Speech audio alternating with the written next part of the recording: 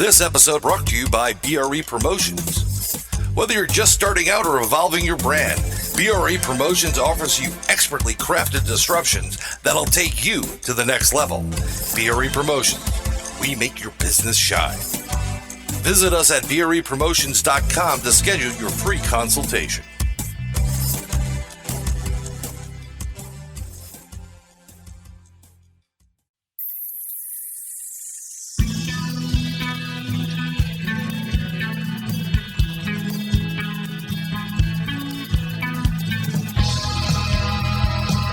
Hey everybody, this is Dave Scott from Spaced Out Radio. You are listening to Bryan, Bowden, and the crypto guru, Ronald Murphy, right here on Inside the Goblin Universe. Let's get this thing going.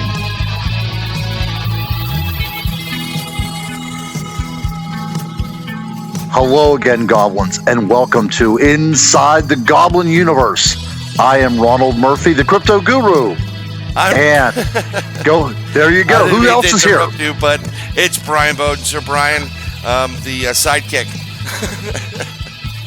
But we've never been sidekicks. We've never been sidekicks. Yes. We've always been co-hosts, haven't we? We've been the hosts, and so I think that we work as a tandem team like that. That's the better way to do it. Right. I mean, since day one, we've been in the beginning when I went to help. It was just been like, nope, you're it. Let's go. And we were being boom. It was brothers from different mothers, and we've been taking it to the streets since then. I mean, we really been kicking some, you know what.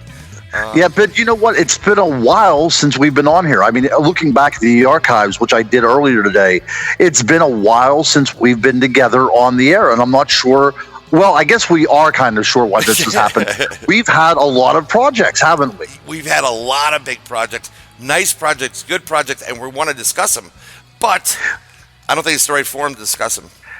Well, no. Well, I mean, we have a host on, or our guest on tonight, who is one of the premier hosts out there, maybe the best host of Paranormal Radio.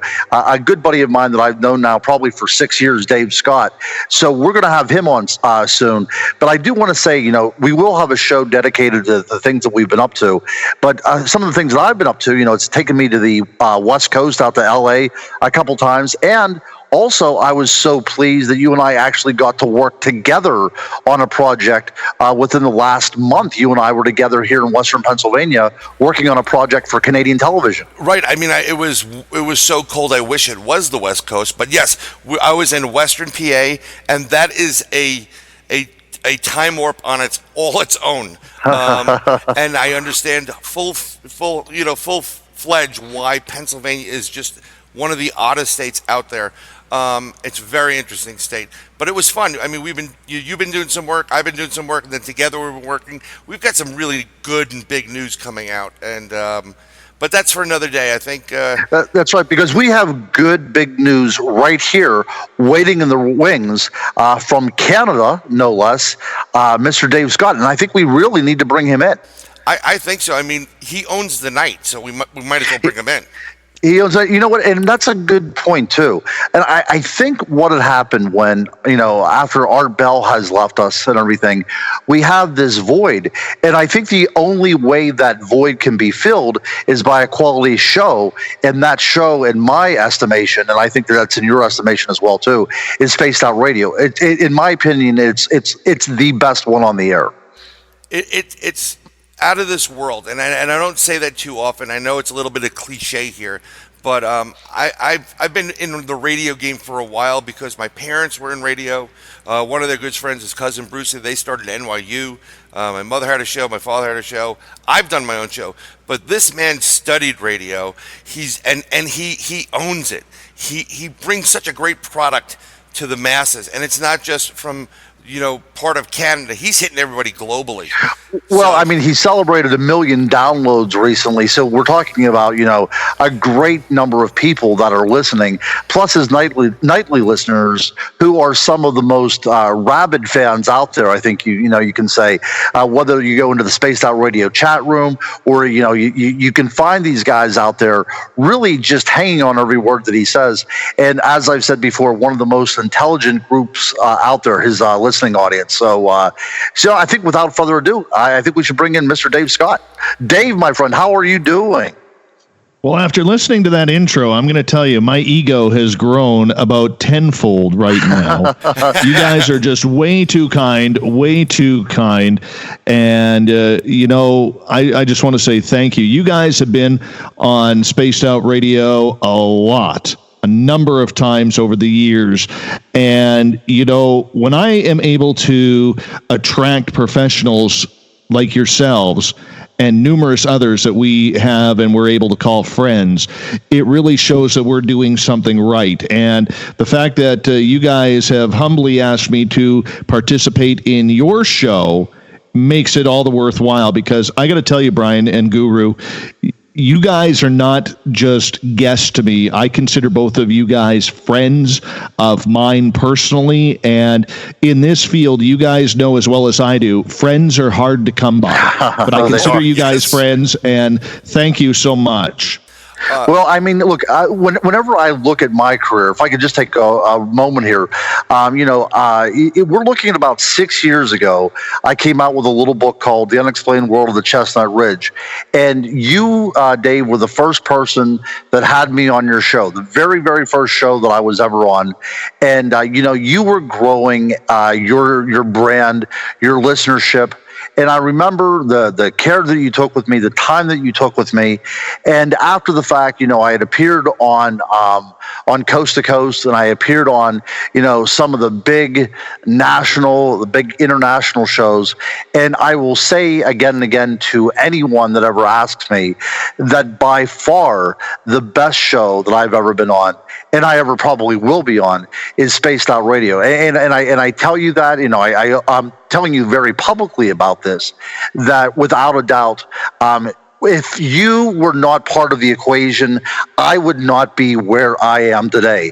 If it was not for you and really like listening to what I had to say and showing interest in what I had to say with that little book back there, 6 years ago, I've written 13 books since that time. And I really say that it's you and it's your listeners who not only supported me, but really wanted to listen to the things that I have to say. So really, and whenever I appear at conferences, I let everybody know, quite openly about how you have really kind of mentored me to be the person I am today. Oh, you're way too kind. You are a consummate professional, and guys, we could sit here and compliment each other for the entire hour because I think we hold each other in such high esteem. But I'm actually kind of interested, as I'm blushing here, and thank you for that. I'm kind of interested to see what you guys come up with, because I'm usually the one doing the interviewing, and this time I'm in the hot seat. Absolutely. Well, I think whenever I interview anybody, I always, the first question I ask them is how you got started in this field. This is a fringe type of genre. This is not one of those things where you walk down the street, and it's not like we're talking about sports or anything. We're talking about the paranormal and how this relates to the human experience and the human condition. So, with that always being my penultimate question that I ask anybody that we have on the show, I'm going to ask you, Dave, because I think that your story, and I know a lot of your backstory, I think your story, what really brought you into this field, will shed a lot of light into who you are today and what you do on a night-to-night basis with us, Spaced Out Radio. Well, I think for the majority of experiencers out there, none of us wanted this to happen. If that makes any sense, gentlemen. None of us wanted this to happen. I mean, yes, there are people investigating these phenomenons because they have a curious interest or something along those lines. For me, I got to go back to July 4th, 2007 at 10:47 p.m. when I signed off the air at my radio station, and I knew I was never going back into radio at that time.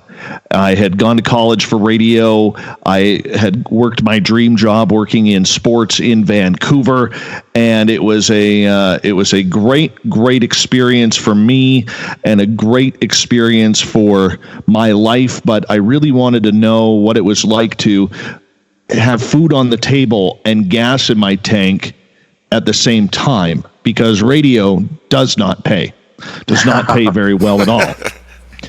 And so I started another career in finance and put radio behind me, just dropped it. I mean, guys, I was very close to landing a scouting job in the NHL. I was trying to work my way into the hockey scene a little bit more. I was going through an ugly divorce at that time, and it just was not a pretty time for me. And so I just gave it all up and figured, you know what? I'm hitting the reset button on life, and here we go. Fast forward 4 years. It was December 13th, 2011 at 7:45 p.m. approximately. We were holding a Christmas for my daughter a couple weeks early because she was going with her mother's parents on a Caribbean cruise that would have taken her away over Christmas and New Year's. So I figured, you know what? My daughter and I were very close at the time. I figured, let's have a Christmas with her before everything, I guess what I'm saying is, before she leaves, let's do it all up. Let's have a turkey dinner. We'll bring all the family from my side over. We'll bring a few friends. She can have her Christmas, open up the presents rather than waiting and missing everything. So we made this awesome night for her. And my parents were over. My sisters were over. My nephews, nieces were over. It was absolutely just a blast. We had about 25 people in the house. And at 7:45 p.m., my parents announced that they were leaving because heaven forbid if they missed 10 minutes of Dancing with the Stars. And so they had to race home so that way they could get comfortable on their recliners and make it happen. So I was in my living room, which connects to my dining room, which you have to go through a doorway to go into the kitchen in order to get to the kitchen and television area where everybody was standing. And I was kind of cleaning up stuff. And I decided that, okay, I'm just going to put everything on the dining room table. I'm going to go give my mom a big hug and kiss and then walk them to the door. So you got to realize, remember, there was 25 people in my house. And as I started to cross the threshold from my dining room to my kitchen, I had my arms wide open, and I realized there was no sound. There was a hockey game being played on the television. It was the Vancouver Canucks and the Columbus Blue Jackets. All right. There was no sound of the television. There was no sound of anybody talking. And I'm looking at my mom. I look at my mom's beautiful blue eyes, which are no longer blue. They're black, and her pupils are white. And I kind of lean my head to the right because I'm trying to figure out what the hell is going on. And I immediately got sick to my stomach and wanted to cry because I just knew, and you guys know this from people who've had experiences, you just know what you're looking at. And I knew I was looking into the eyes of the angel of death. Now, my mother is a 2-time cancer survivor and from colon cancer and breast cancer. She's a strong woman. And previous to this incident happening, my mother used to always complain about the pain. And we as a family got sick of it. Absolutely sick of it. Okay, because, you'd call up mom on the phone. And it would be, you'd hear her just in her energy, hello. And you'd go, hey, mom, how's it going? And she'd be like, oh, the pain, I'm so sore. And her voice would change, and you'd think, oh, God, here's the sympathy now, playing the sympathy card. Well, anyways, let's fast forward back to this event. My mom all of a sudden got this look of shock on her face, kind of like, oh, you see me. She shook her head. Her eyes went blue. The sound went on the television. Everybody started talking again. My mom comes up and hugs me like nothing happened. This whole lasted maybe 3 seconds. 2-3 seconds that changed my entire life. At this time, I'm 38 years old. Okay, I've got things that I need to worry about. I've got a family to take care of. And then all of a sudden, I'm walking to my bedroom in an absolute panic. Mrs. SOR takes a look at me because she's quite empathic. She walks down to the hallway to the bedroom with me, and she goes, what's the matter? And I said, I just saw the angel of death in my mother's eyes. And she goes, oh. So I gain my composure, run back to the front door, give my mom another kiss and hug, and shake my dad's hand, give him a hug, and send them on their way. A couple hours later, we go into our living room, and we've got the love seat on one side, then there's a table in between us, and there's the couch on the other side. I'm sitting on the love seat. Mrs. SOR's on the main couch. She goes and lights up a candle. She's into all this spiritual nonsense, and she goes, why don't you just relax and tell me what you saw? Next thing I know, I started channeling the angel of death. I have no idea what channeling is, okay? In my opinion and definition of channeling, up until that point, it was there's nothing on the television, and I'm going to make this remote control burn through my thumb trying to find something that is on the tube that catches my attention.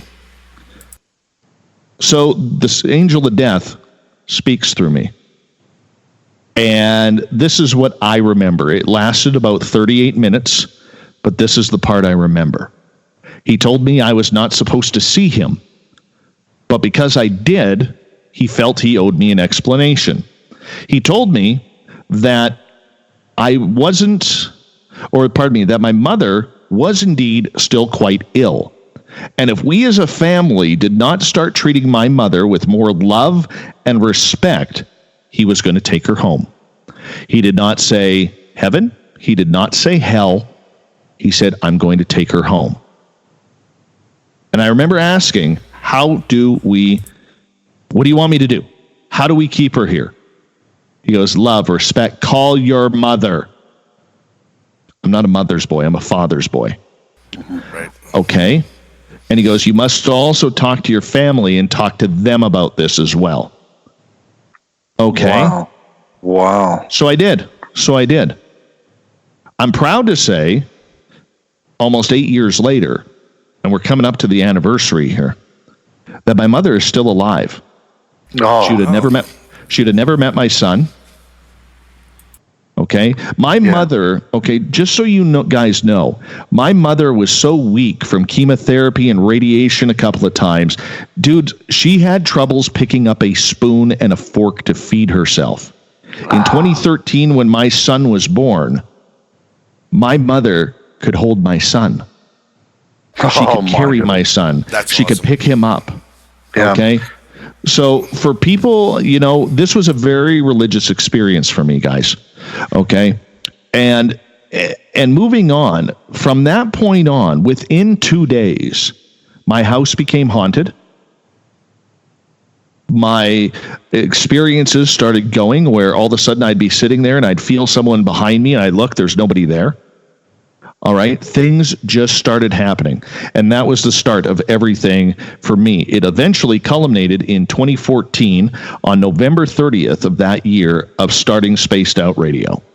Wow. See, we talk about the rabbit hole, and as you're saying, telling us the story, I'm sitting here, covered in goosebumps. We talk about, going down the rabbit hole, looking for what's there. But I think what you have suggested, and I think what a lot of people suggest whenever I hear these stories, is that you are actually dragged down the rabbit hole, aren't you? This is something that you did not. Yeah, you didn't pursue this yourself. This was something that was brought onto you. Absolutely. Now, I had an interest in UFOs. I remember sitting around the campfire at 15, 16 years old with your buddy when you're out camping. And I always said there's three things I want to see before I die. I want to see a Sasquatch, I want to see a UFO, and I want to see a ghost. I've been fortunate that I've been able to see all three. All right. But you're right about the rabbit hole, because after months of this happening, I was introduced to my guru, my mentor, a gentleman named Pascal Lachance, and he is out of British Columbia here. And Pascal is a monster of a man. He's about 6'4", about 340 pounds. His hands are probably triple the size of mine, and he is the most gentle giant you could ever meet. And Pascal's job on this world is to walk around and heal people and to get them in tune with their own spiritual self. So I remember so clearly, Pascal, we were out for a drive one day, and he's like, how far down the rabbit hole do you want to go? His exact words. Nice. And I said, let's do it. Let's do it. And, I wasn't expecting what I got, But I can tell you this, the experiences I got between 2011 and 2015, 2016, it has pretty much left a giant roadmap in my mind of directions that I need to follow. And there is no choice anymore. There just is not any choice. Yeah, it's very interesting, and welcome to the club, because I've always had the inkling that something was going on with myself, and I was informed by my guy Al that I do investigations with through our psychic, through him, that I had certain abilities and gifts, and I actually I said, I want to go investigate. I want to go into this rabbit hole, but I don't want to open the Pandora's box. But no one tells you that once the door is open, there is no closing the door, and the more you use it, the stronger you become. And it's really hard to, with a lot of naysayers out there, it's hard to express to people how you know a lot of things and you know a lot about everybody. I mean, you meet people, you hear things, and you're like, oh, that guy's, he's lying to you, and you can tell him X, Y, Z, what's going to really take place. So it kind of gets you unnerved. But as I think it's nice that it happened to you this late in life, because had it happened to you earlier in life, it really could have damaged you. Well, you hit the nail right on the head, and for a lot of people who haven't gone down the rabbit hole either, Bryan, and I'm sure you'll agree with this, what they don't understand is you don't have a choice of the direction whoever they are up there, wherever they're located, take you. I didn't want to go into UFOs. I didn't want to go into aliens. I mean, I saw fire in the sky. I remember having this conversation back in September with Travis Walton. And I said, my big thing was I saw fire in the sky. I believed it. It was supposed to be a true story. Okay, which we now know it wasn't. Okay, not for Travis's sake, but for Hollywood's sake. Right. All right. And aliens scared me. Aliens were petrified. And I remember Pascal saying to me, Dave, you don't have a choice. That's the direction they're taking you. That's the direction they want you to go. You might as well just accept it. And then the UFOs came. The UFOs were everywhere. I would say between 2013 and 2014, I saw close to 140 UFOs. It's amazing, right? I mean, and if I'm correct, you're able to predictive of where they're going to be. Oh, there's going to be one right over your shoulder, and sometimes I don't know if you're aware of how you do what you do. I can't express how I do what I do. I do a lot of remote viewing, and I'm really good at remote viewing, and that's what I call it. Other people will call it psychic ability. Other peoples will call it the sixth sense, whatever you want to call it. I can't tell you. You just get that sense, like, yep, they're here. You just know when they're there. And when you point it out to people, it freaks people out in general.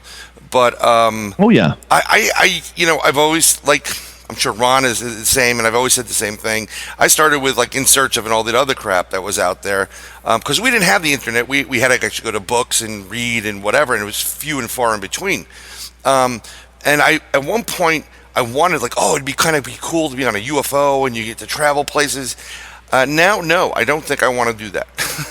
I see, and I'm the opposite. I feel ripped off. Gentlemen, just a couple of weeks ago, I met a 12-year-old girl who has steered the ship. Oh, no way. 12 years old. That's cool. And here's the freaky part. If we can get real scary here for a quick second. Please do. Okay. The other day, her mother texts me and says, my daughter had her visitor friends back again. And her visitor friends said, we know Dave and his buddy Carl. No. Oh my goodness. Okay. Yes. So this young lady has no idea who Carl is. And for your audience, I should tell them on April 20th, 2015, I was broadcasting Spaced Out Radio. 17 minutes in, I saw something move out of the window. And when I put my microphone on mute while my guest Harvey Kraft was speaking about Buddha, I swiveled my chair to look out the window to make sure it wasn't a friend coming over. And on the other side of my window, about 6 feet away from me, maybe 7 feet away from me, there was an alien gray staring back at me. Wow. I remember talking to you about this. Yeah. Yep. So I did what any man would do. I shrieked and I fell back in my chair, and then I quickly got up and jumped up to the window because this thing was gone. I would have seen it running away, guys. I would have seen it running away. That's how quick this was, and this thing was gone. If it was a person, I would have seen them. And since then, I nicknamed him Carl because he just needs a name.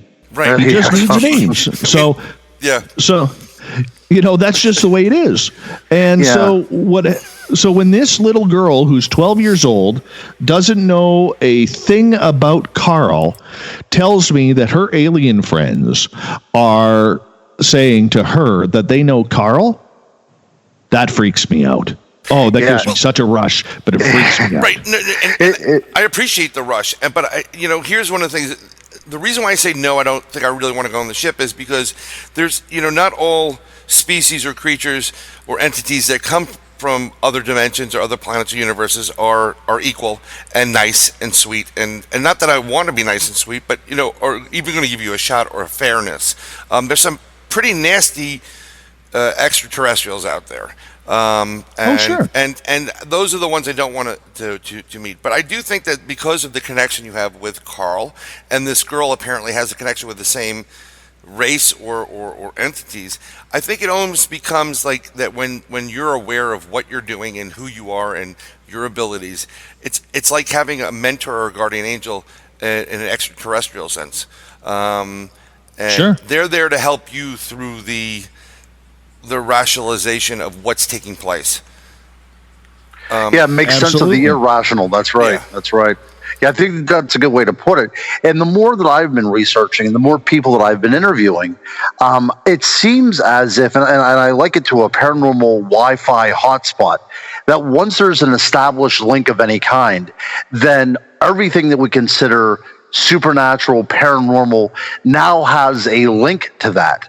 And it seems like a lot of investigators in this field, or a lot of empaths or mediums in this field, have that kind of openness, where they allow the universe to come to them and to actually kind of speak through them as well, too.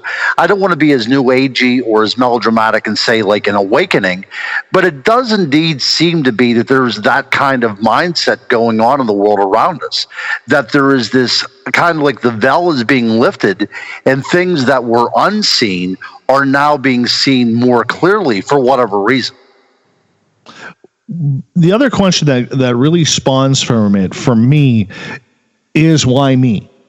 And I recently wrote a blog on this, okay, because I have a lot of great scientists who come on Spaced Out Radio, gentlemen, and, I'm a big fan of science, even though I am dumb as anything when it comes to it, and I'm not afraid to admit that. But one of the debates I have with a number of my scientific friends that I have had the pleasure of meeting with through Spaced Out Radio is the fact that, everybody wants evidence. Everybody wants proof. But those who have had the experience don't need it. They don't need disclosure. They don't need some scientist or priest or anybody to come around and say this is what it is. We don't need any definitions. We know what we saw. All right.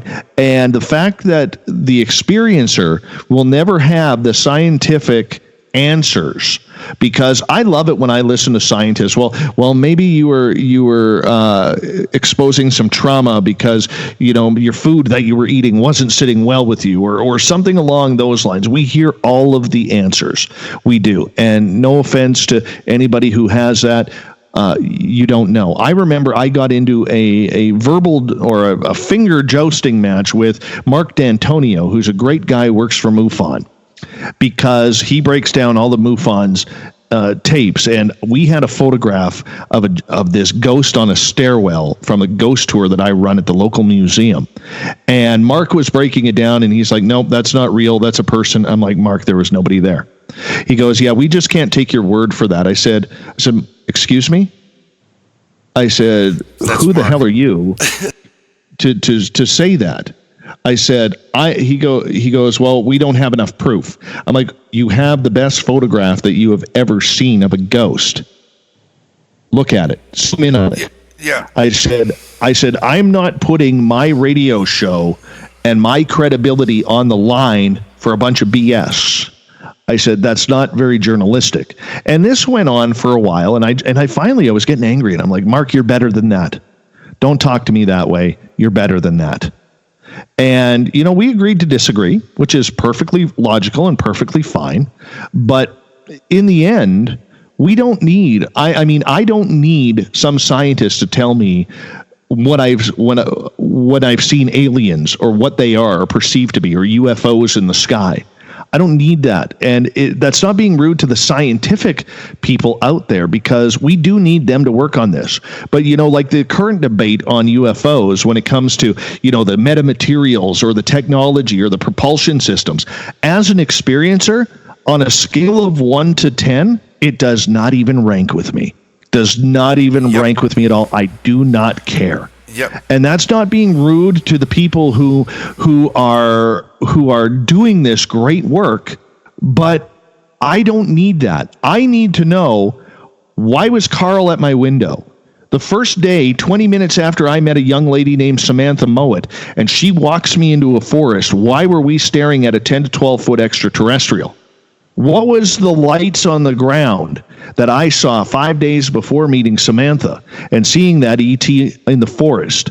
What were those lights that were turning off and on my command? What about the orb that was hovering over my house for 3.5 hours and would not move? What about the ghosts in my house? What about the Sasquatch two Sasquatch that I was within 100 feet of? Was that all imagination? Because I could tell you, the majority of my stories and my experiences that I have had a witness with me. I'm actually friends with Mark D'Antonio. He's a really, really articulate, intelligent individual.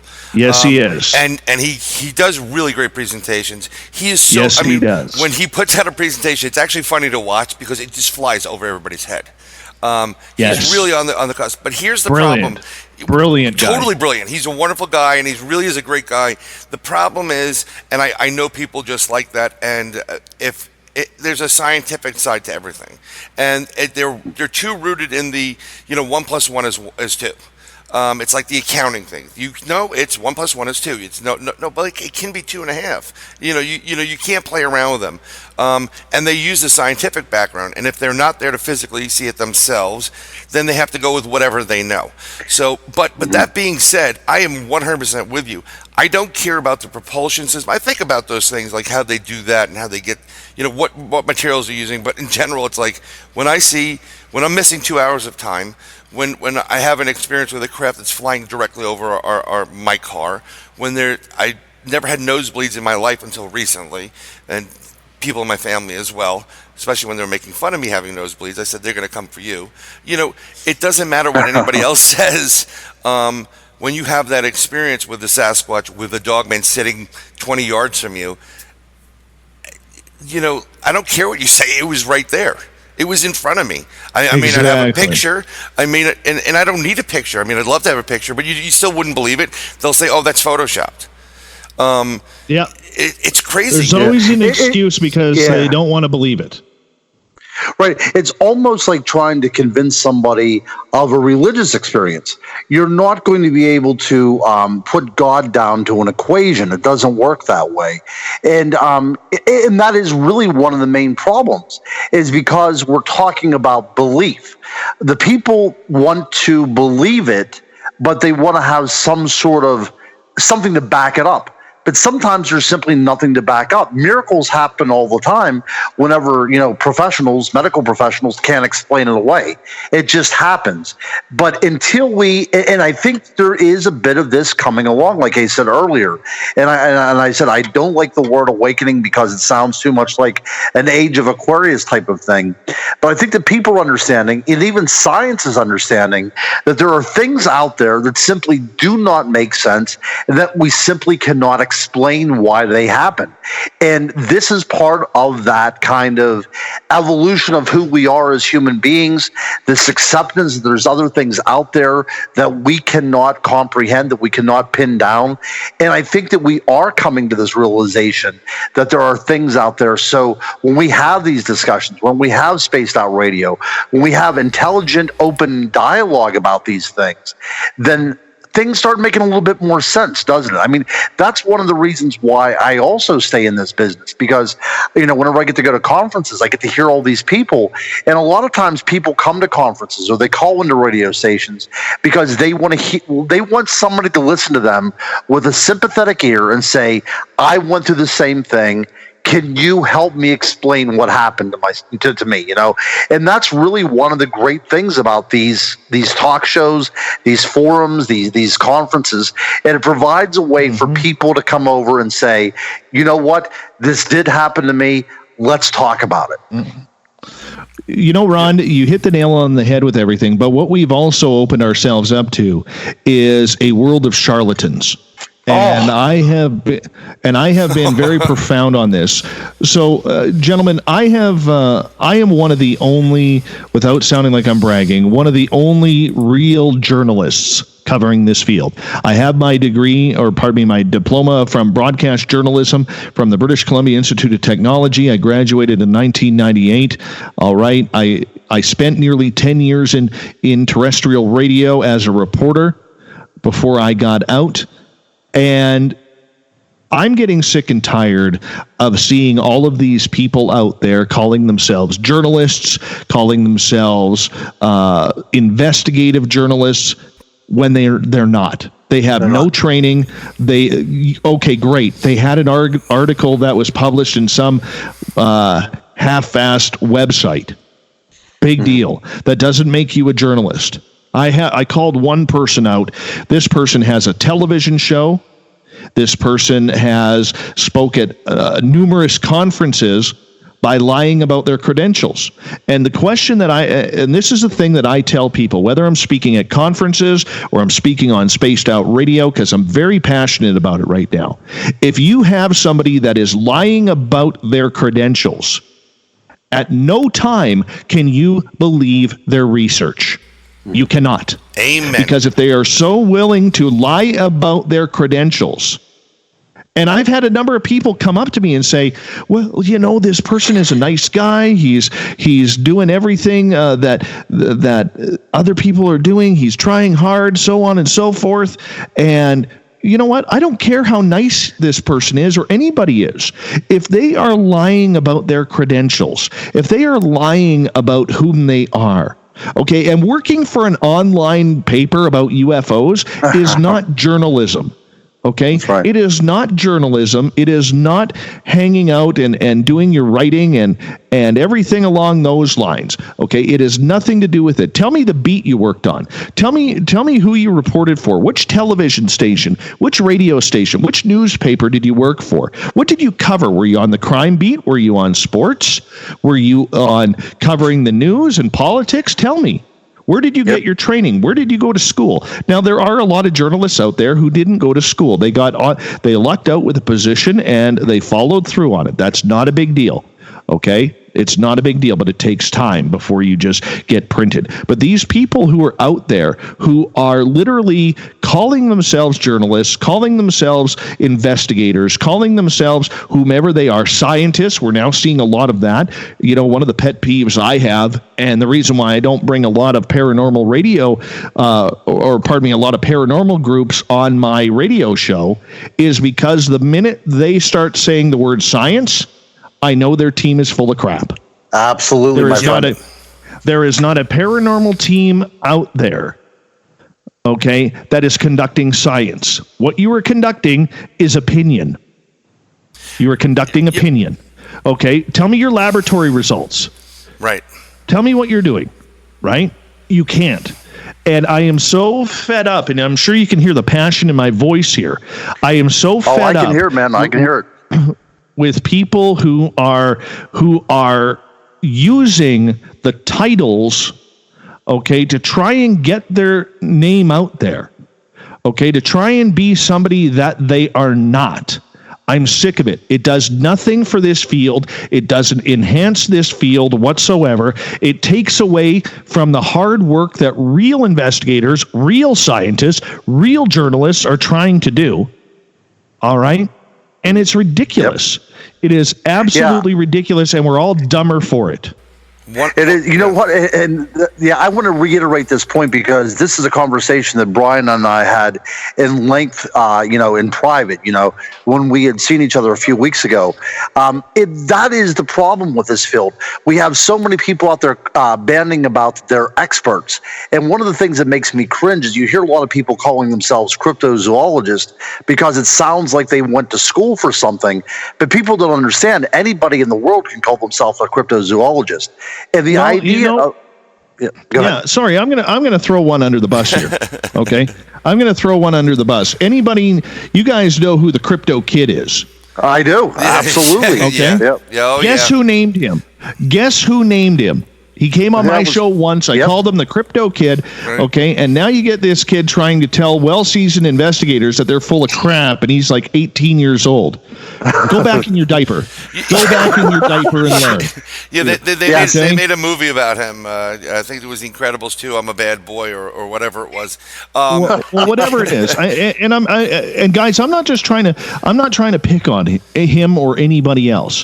What I'm tired of is the BS, because there are good people out there who are having haunted houses and are having nightmarish experiences happening to them. Okay, and what do? They know nothing about the paranormal field. They know nothing about the UFO field. They know nothing about the cryptid field. And what do? They quickly hop on Facebook or they hop on Google, and they quickly Google to see who is the closest to them. They don't care. They don't care. They're just like, oh, well, there's a group, there's a person, there's this. They don't know if the person is full of crap, if they're doing it for themselves, if they're not.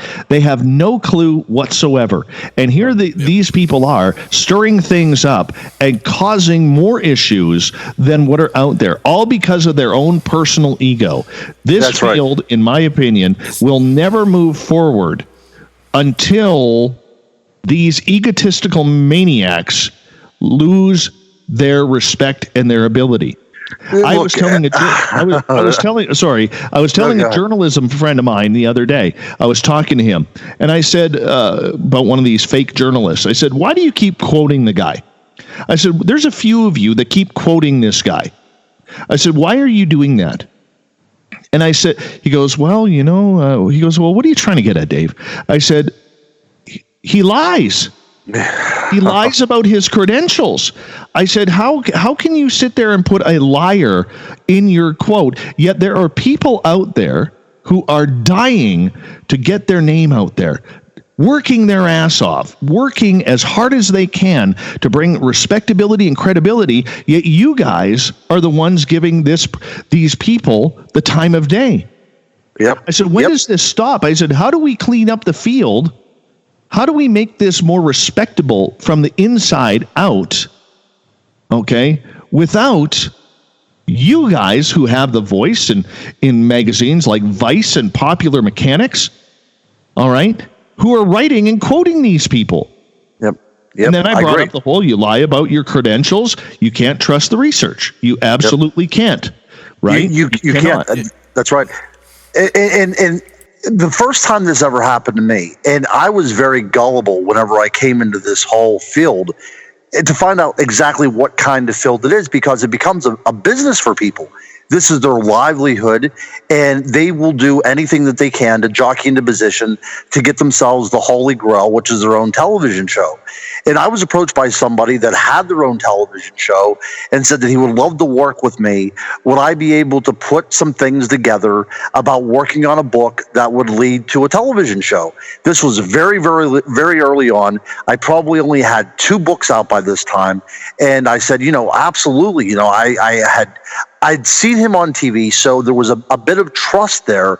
And what I did was I handed him over about 7 chapters, and he took those chapters and made them into his own little YouTube show, which is ongoing right now. And all the material that he's using right now is the material that I gave him. He had done no research. He had no working knowledge of anything that I wrote about. And now he is running with that. And this is all my ideas, And it's very, it's humbling in a way to think that there are people out there that will look at you as somebody that they can step on to go on to something bigger and better. But it's a common thing, Dave. I mean, what the things that Bryan and I have been through in this field, even working together, it caused a rift in our relationship whenever somebody came and said, I want to work with you and not him, and they promise you all kinds of things. Look, it's one of those things where the genuine people in this field are actually leaving. Andy McGrath, a good friend of Bryan and I, a great researcher in his own. He actually took so much that he couldn't take it anymore, and he kind of withdrew from it. Now he's being lambasted by some of the big names in the field. You know what the problem we have here is we have all these egos that are out there, and everybody wants to try to one-up somebody else. And I also have a problem, Dave, and I'll be brutally honest, with these people that have written books and are authors. They just sit there, they do a little research from their desk, and that they're authors, and they write a book, and it becomes a big book, and then they just talk about their book. There are plenty of these people out there, specific people that I don't want to mention, but you know what? They're all full of crap. And then you get that, and then you compound it with the Oswald of the UFO community, which is Tom DeLonge, and he's they're like, oh, this guy's an idiot. We could just use him to all high heaven, and they create this thing, to the stars, Academy to the Stars, or whatever the hell it is, and they put all these ex-CIA and Black Ops guys in there whose livelihood was lying to people, and now we're supposed to believe these people. You know what? There's the cult of Stephen Greer, which blows me away, and I'll name him. I don't care. How does a guy that's nobody, supposedly nobody, gets to brief somebody at the White House?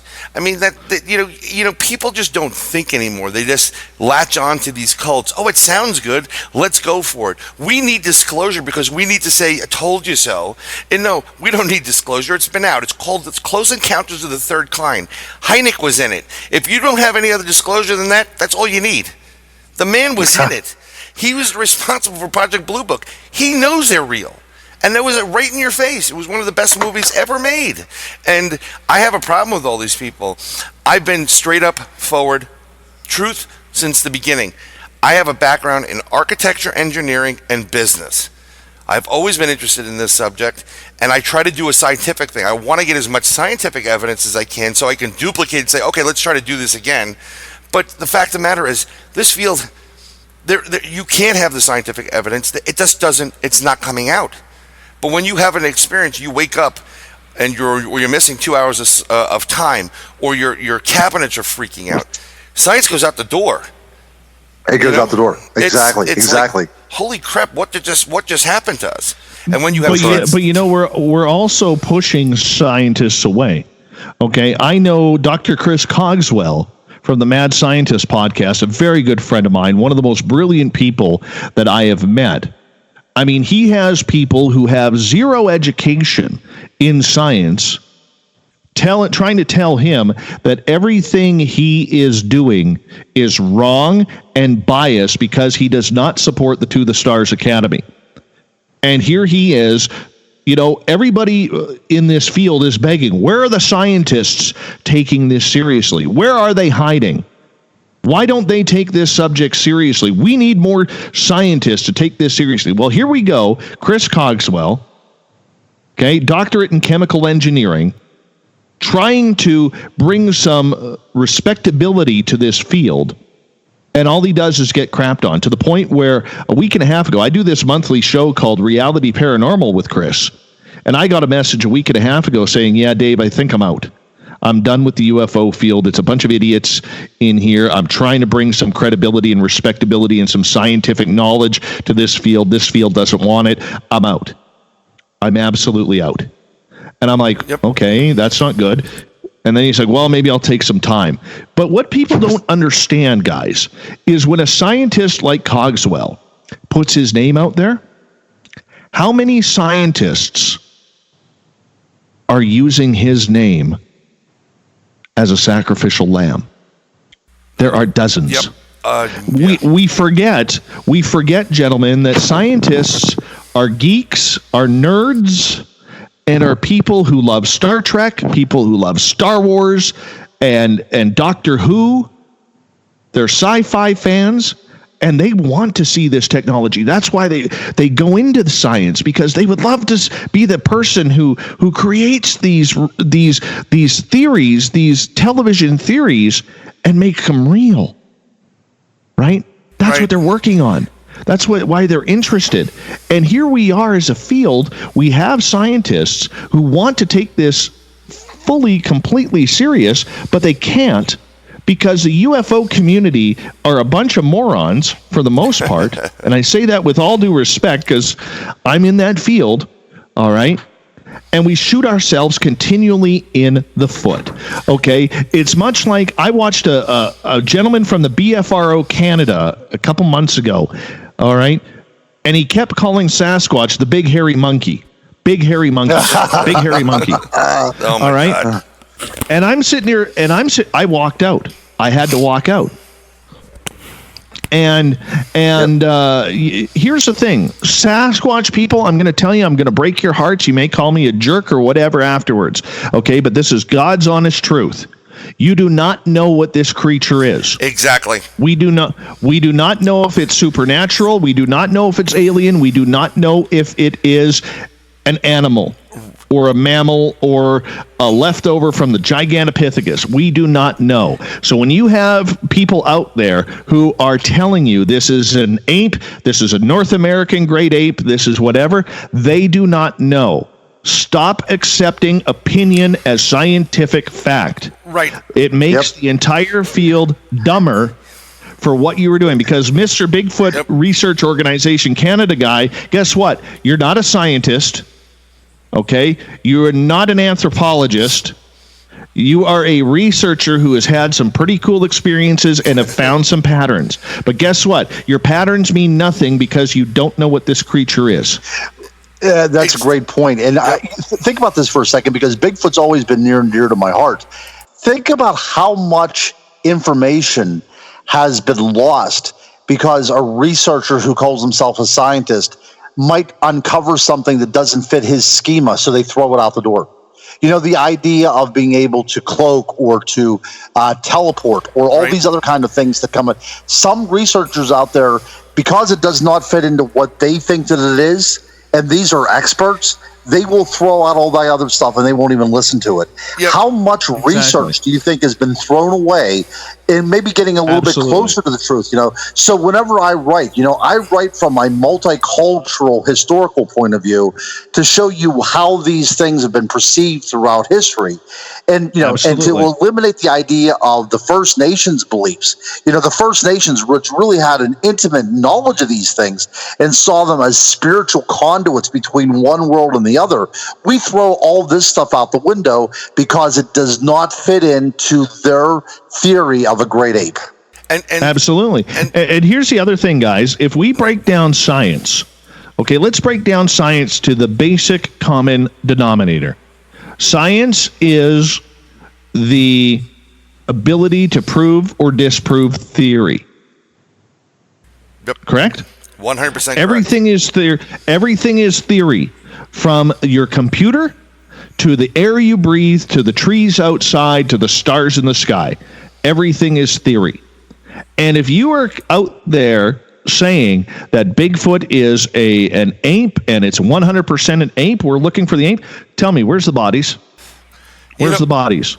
On top of that, there's a specific person I met recently who's had a little show, I believe, on YouTube or maybe even television, and he's an investigator, and he is just going batshit crazy because no, it can't be an energy. It has to, they put themselves in a box. It has to fall in life sciences. It has to come in and be part of the zoological record. No, it doesn't. This is the problem. Once you limit and once you pinpoint, say, no, it has to fall within the monkey spectrum or something that's known already, then you've already, don't even bother researching it because you've already killed your research. These creatures, whatever they are, and I'm sure we have governments that have them and know what the hell they are, these creatures may fall a bit into the zoo form. It may fall into a great apes. It may fall into energy. We don't know. And until we actually have one or we have enough interactions with them, we say, you know what, this exhibited X, Y, and Z. Yes, it looks like a monkey, but it's not a monkey. Okay? And I always go to the octopus as the example. This creature can change its form, its color, everything about it in an instant. And if you came upon this not knowing that it was an octopus, you would think this was a god. I mean, look at this. This thing can actually take on the bumps. It could put bumps on its body and horns. It's an incredible creature. So I think Bigfoot is the octopus of on land. It has this ability, and people kill me all the time. How could you say, it's teleports or whatever? Because I've had an experience where it went from point A to point B, which is a mile and a half away, in a split second, in the pitch black. There's no way that can happen unless you are able to create something or go into some other dimension where you can zip there. Well, and Dave has had the experience where he saw cloaking going on. Absolutely. Yep. Look, I'm not saying like for Bigfoot, I'm not sitting here saying it isn't a monkey or it isn't an animal of some sort. Okay. But we can't conclusively do that. Right. We have to stop with conclusive answers when there are none. For instance, my experience, I saw cloaking. Okay. We were tracked by one. Yep. And two of the four of us saw the cloaking that looked like pixelation standing from about the ground to about 10 feet up beside a tree. All right. And 30 seconds later from that exact area, we got roared at. Yep. Okay. Yep. There's a movie. And the point that I'm getting, point that I'm getting at, gentlemen, is the fact that does not fall into scientific theory. The cloaking, the pixelation, nothing. Yet this was what happened. Right. So when that happens, which falls in line with the First Nations in my area, all right, what happens then, guys, is we have something interesting going on that needs to be looked at. However, when you are refusing as a member of the BFRO or any other type of investigation, when you are refusing to investigate something because you don't personally believe in it, guess what? You're a charlatan. That's right. And your research has zero basis and should not be made public. Absolutely not be made public because you are refusing anything to do with science. Science, once again, as I stated, is the approving or disproving of theory.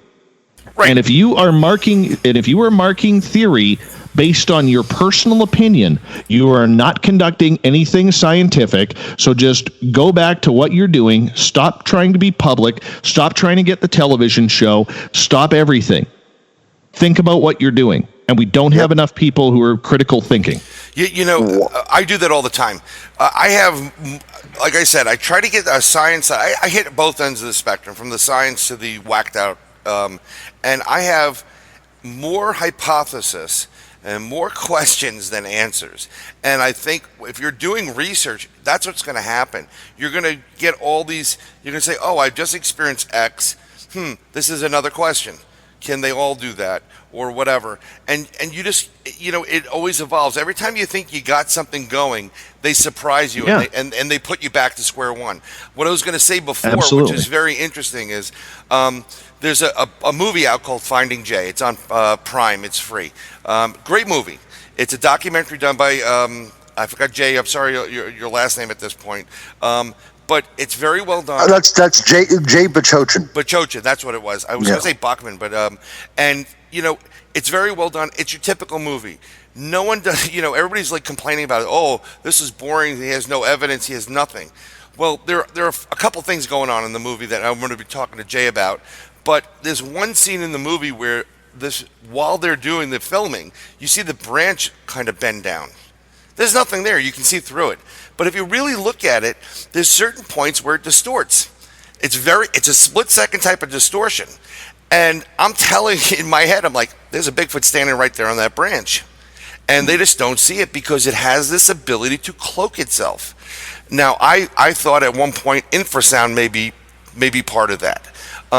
Again, I have to go back out to where we have known Bigfoots and try to test some theories there.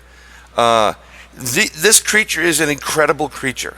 I don't know what it is. I don't know if it's a god, if it's from the heavens, if it's from Middle Earth. I don't know where it comes from, but it's not only just a flesh and blood animal. It can make that flesh and blood transformation.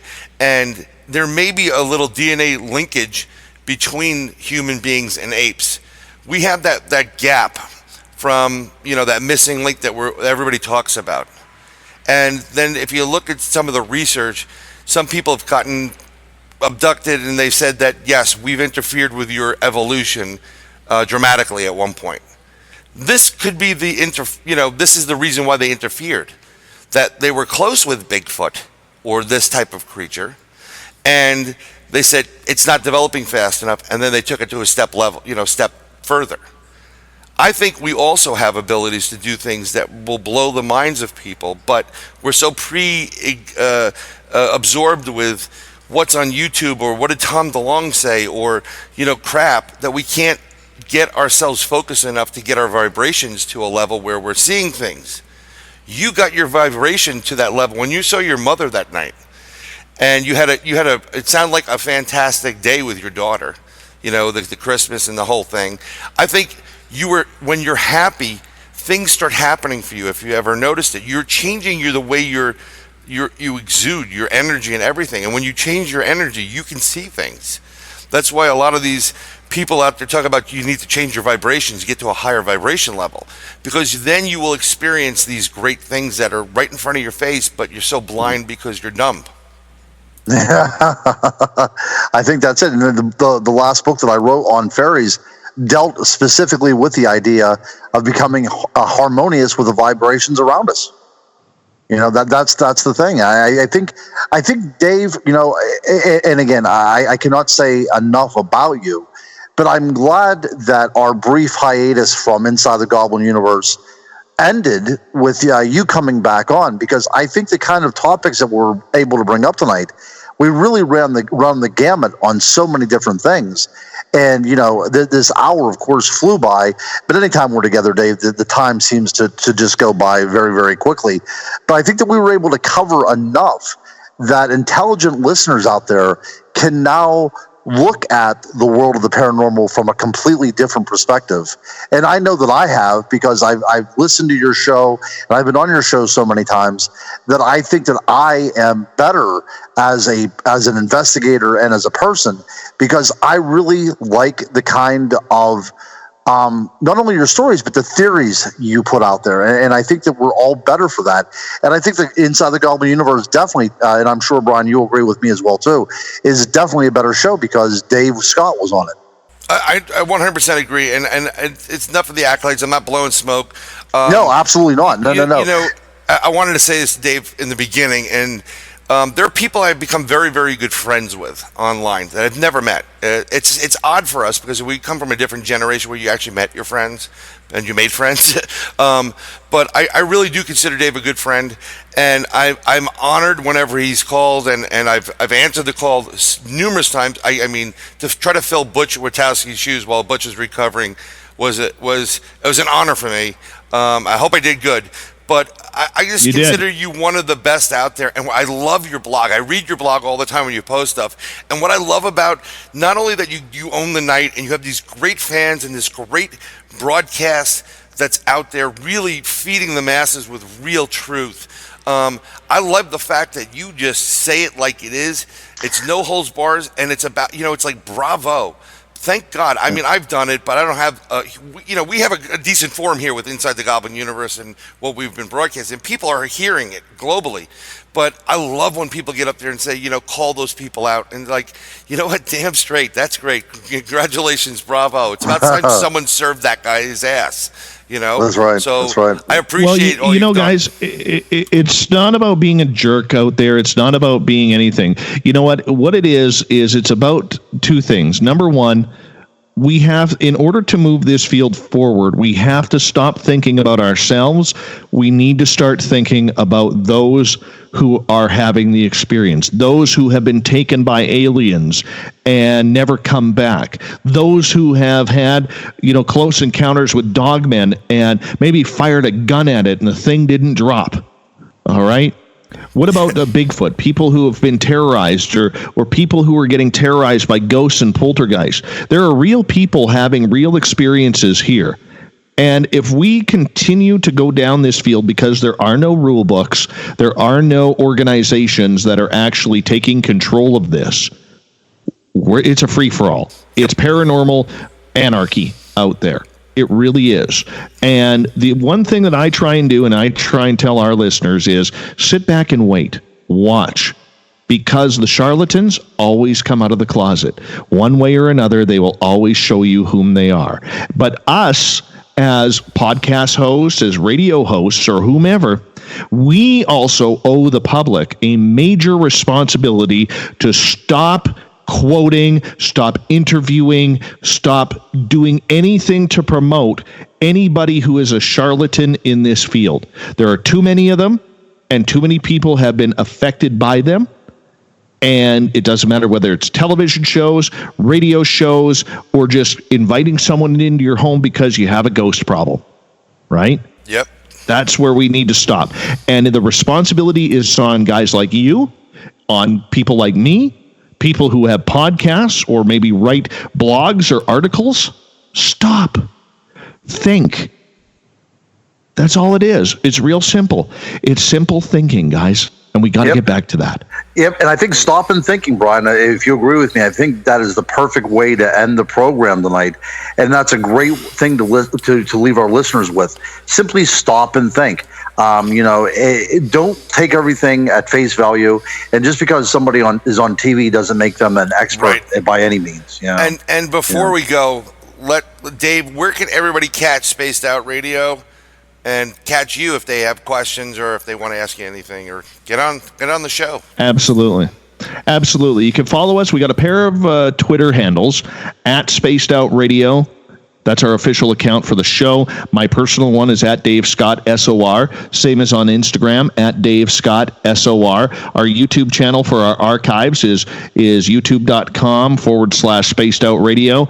Spaced Out Radio Show on Facebook. Our website is spacedoutradio.com. We're together, my friends. We own the night. There it is. Love it.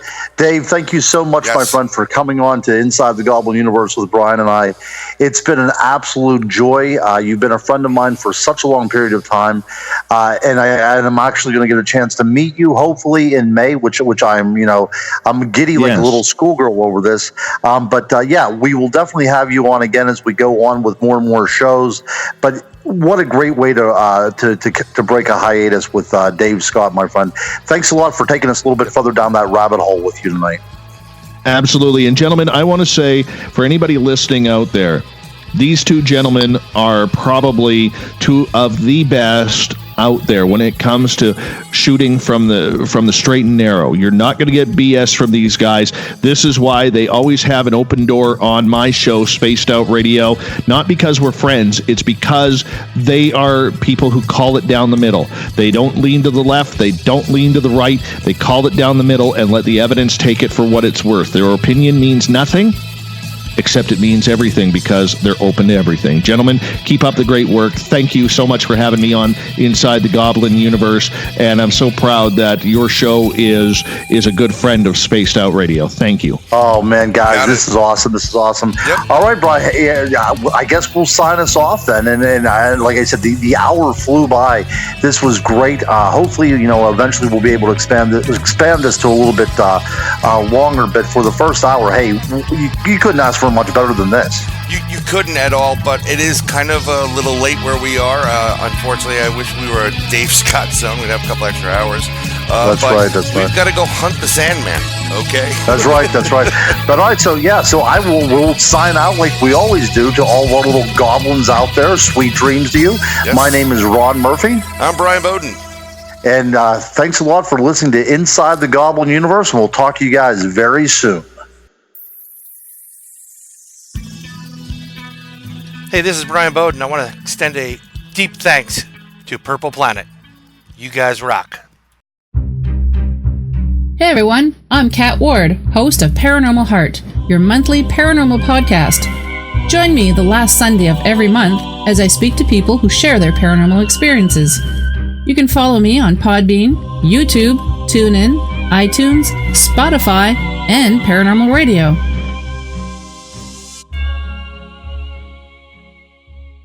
If you're looking for a beautiful piece of stoneware pottery, check out Nodakian Studios at etsy.com/shop/Nodakian Studio. And also check her out on Facebook at facebook.com/Nodakian Studios, where you can see updates as well as giveaways when they come available. Go check it out.